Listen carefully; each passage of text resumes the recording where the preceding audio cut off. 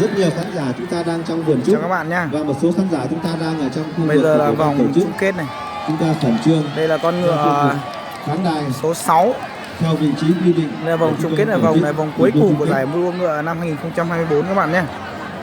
Đây con ngựa số 6 đã rất xuất sắc về đầu tiên trong trận bán kết.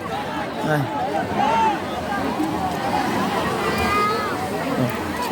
Chú ngựa này, con ngựa số 6 nhé. Đây, vòng chung kết các bạn nhé.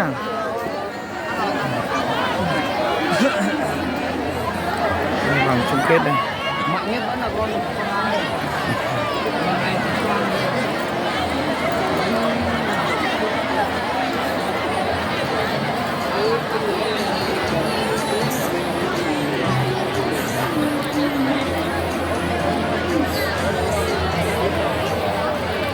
Chúng tôi sẽ nhắc lại lần nữa là tất cả các khán giả chúng ta. Đây là con ngựa số 32 đây các bạn nhé.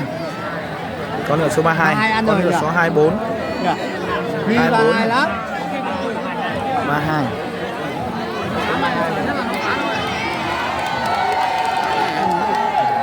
Xin nhắc trọng tài xuất phát. Xin nhắc trọng tài xuất phát, khi nào có lực lượng an ninh đảm bảo được thì chúng ta bắt đầu với tổ chức chơi đua. Đây, 3 con ngựa đây rồi. Thông báo tới quý vị các bạn đó là vào nuôi trong chương trình. Số 32 và số 6 cũng đã lên ngựa rồi. Số 24 cũng đã lên ngựa rồi. Với ngựa cao bên trái và Nông Văn Minh Tuyên Quang giải nhất. Đây là vòng chung kết rất là kịch tính các bạn. 4 con ngựa xuất sắc nhất của giải nhé. Hết sức kịch tính. 4 con ngựa xuất sắc nhất của giải đã tranh đấu rồi. Vâng, rất kịch tính và vòng đầu tiên. Rồi, chúng ta sẽ vào xem đuổi vòng một chuẩn bị được bắt đầu, đang bắt đầu rồi. Về đích này, xem là vâng, chuẩn bị sang vòng cua thứ 2 rồi. Rất hồi hộp. Chúng tôi đề nghị khán giả chúng ta không được ra đường đua. Đảm bảo an toàn. Không được ra đường đua, quay phim đuổi. vòng đầu tiên các bạn ơi. Không, và như vậy là 24 và 32 đang rượt đuổi, kể cả là con số 09 nữa, 06. Rất kịch tính các bạn ơi. Rất kịch tính, tuyệt vời. 3 con ngựa xuất sắc nhất của giải đang rất là kịch tính luôn. Thường chúng ta thấy cuộc đua song mã đã hay rồi, thì đây là cuộc đua tam mã có thể nói là rất hấp dẫn. Rất là hấp dẫn luôn. Số 24. Đây là vòng thứ nhất, này còn vòng thứ 2. Nông Văn Ninh 32 của Tuyên Quang và Vàng Văn Lâm của Bắc Hà, Lào Cai đang cạnh tranh quyết liệt. Tất nhiên là vị trí thứ tư cũng đang tăng tốc rất nhanh. Đây vòng thứ 3 các bạn ơi. Rất đẹp, gió đang thổi nhẹ, trời rất mát, một không khí ngày xuân. Vẫn là con ngựa số 32 của Mường Lò chúng ta. 32 vẫn đang dẫn đầu các bạn ơi. Vâng, và tiếp đó vẫn là số 09 thôi. Vị trí thứ tư, cách vị trí thứ nhất cũng không xa. Còn 24 20 mét thôi. Quá đẹp. Vâng, rất kịch tính, rất điều nghệ. Đúng là các kỳ sĩ vùng Tây Bắc. Rất hay nha. Họ chính là những người nông dân thực thụ hàng ngày quen với cái cày cái cuốc. Và hôm nay họ về đây thể hiện biểu diễn phục vụ. Và đây các bạn nhé, đây là toàn cảnh đường đua ngựa của thị xã Nghĩa Lộ năm 2024. Và vòng chung kết là đang về hồi kết rồi các bạn ơi. Những chú Bắc các bạn có nhìn thấy những chú ngựa đang thi nhau chạy về đích tự kia không? Đây là toàn cảnh nhìn trên cao khu vực Sarila của thị xã Nghĩa Lộ của tập đoàn Apec các bạn nhé. Đây là toàn cảnh ở trên cao rất là đẹp luôn các bạn. Du khách khá là đông, xung quanh đường đua là cũng kín hết du khách. Rất là đẹp các bạn nhé. Đây là một vòng đường đua và niềm tin rằng chắc chắn là tiến tới này thì sang năm thì thị xã Nghĩa Lộ và tập đoàn Apec cũng sẽ tiếp tục tổ chức cái giải đua ngựa này để tạo một sân chơi cho tất cả các nại ngựa ở các nơi về nơi để thi đấu. Năm nay thì tỉnh Yên Bái mình loại hết rồi các bạn nhé. Tỉnh Yên Bái mình loại hết, chỉ còn các tỉnh Tuyên Quang, Bát Sát, Lào Cai và thôi không còn là ở đâu cả nữa, chỉ còn là những địa phương đó. Và tin rằng là con ngựa mình yêu thích là số 32 sẽ là giành chiến thắng trong giải đấu năm nay. Một cái khu du lịch rừng trúc rất là đẹp các bạn.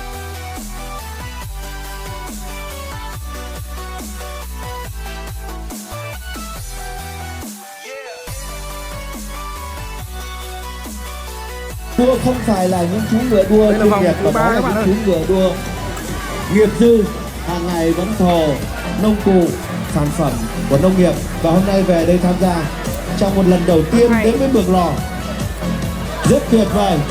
Và như vậy đã bước tốc qua vòng cua thứ 2 rồi. Có lẽ vẫn là Nông Văn Minh Giang, số 32 Giang đến từ Tuyên Quang Giang. Vẫn là 32 bạn Vẫn ơi. là số 32. 2 đến cuối lên. 2 đến cuối lên. Vậy là 09 rất tốt. Số 6 là số 9. Bắc Giang. Tuyên Quang.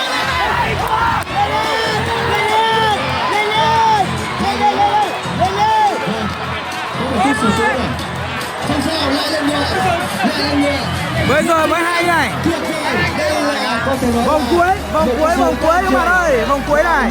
Có thể nói như những sĩ tráng sĩ của chúng ta. Tráng sĩ của chúng ta miền Tây Bắc trong cái Đây là vòng cuối nè. những con người vùng cao thật tuyệt vời. Họ có tài năng, có kỹ thuật và thậm chí có sức khỏe. Và đương nhiên là làm dũng cảm. Tiếp tục là tiếp tục thi đấu. Rất là tự tin và sự khá an toàn. Rất hay. Và càng ngày càng tự tin, rất tuyệt vời. Trong lần đầu của số bao nhiêu đây? Bao nhiêu đây?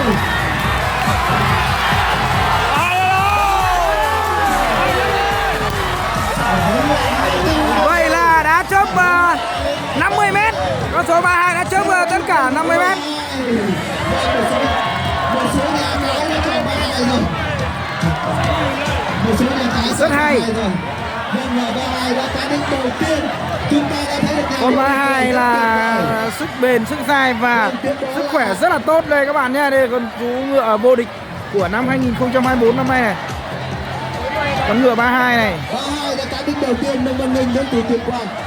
Con này đã bị ngã ở đây, tuy nhiên thì này ngựa đã lên ngựa và tiếp tục về đích đầu tiên. Đến từ Bát Sát Lào Cai.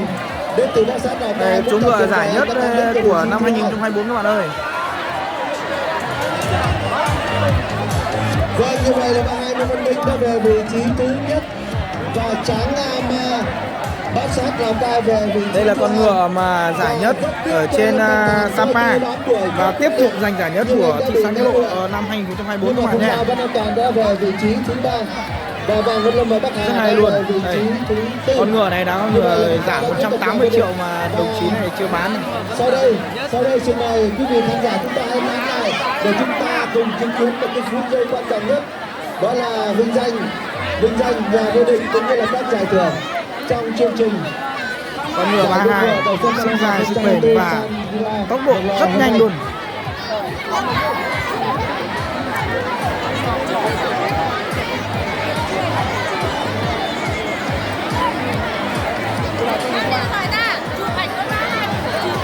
Vâng, trước khi tiến hành lễ trao giải, chúng tôi sẽ dành một chút thời gian để khán giả chúng ta giao lưu với các nài ngựa.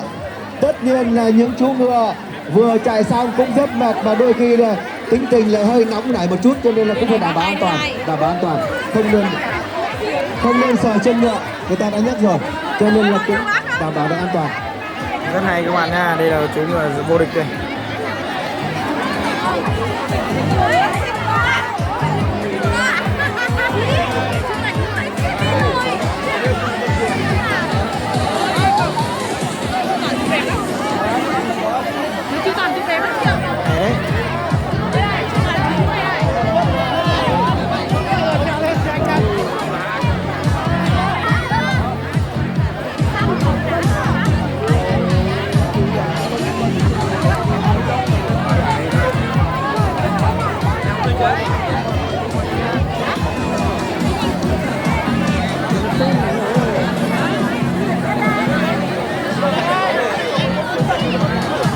này là khán giả đã xuống hết khu vực đường đua của giải đấu rồi. Bây giờ là vòng kết thúc nên là khán giả xuống hết cái này rồi các bạn nhé.